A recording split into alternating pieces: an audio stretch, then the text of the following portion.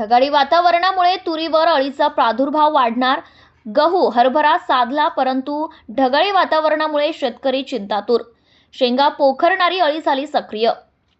यंदाच्या खरीप हंगामातील शेतकऱ्यांचे ठोकताळे चुकले आहे. निसर्गाच्या लहरीपणामुळे सोयाबीन व कापूसाचे शाश्वत उत्पादन शेतकऱ्यांच्या पदरी पडले नाही.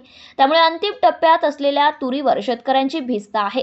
कुठे शेंगा लागणीच्या तर कुठे फुलोऱ्याच्या अवस्थेत असताना अचानक 2 दिवसांपासून वातावरणात परिणामकारक बदल झाला. गहू आणि हरभरा ही पिके साधली आहेत, मात्र सतत कायम राहत असलेली ढगाळी वातावरण आणि धुक्यामुळे तूर पीक धोक्यात सापडले असून शेंगा पोखरणाऱ्या अळीचा प्रादुर्भाव होणार असल्याने ही बाब शेतकऱ्यांची चिंता वाढवणारी ठरली आहे.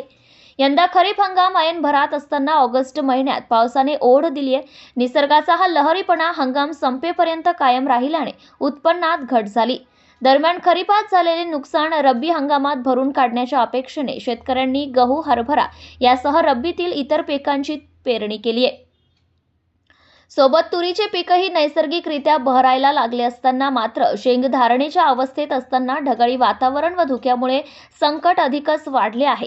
यावर्षी तालुक्यात शेतातील बहुतांश ठिकाणी तुरीची पीक शेंगांनी दलबदली असून काही ठिकाणी हे पीक फुलोऱ्यावर आहे. दरम्यान ढगाळी वातावरण आणि धुक्यामुळे फुलांचे गळणे वाढले आहे.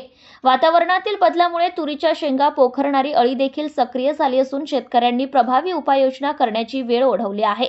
सध्या तुरीच्या पिकांची विक्रमी उत्पन्नाची अपेक्षा शेतकऱ्यांमधून व्यक्त केली जात होती, मात्र निसर्गाच्या चक्रव्यूहातून पुन्हा एक वेळ तूर अडकली असून उत्पन्नात आता प्रचंड घट होण्याचा संकेत वर्तवण्यात येत आहे. प्रतिनिधी उमेश राठोड, पुसद.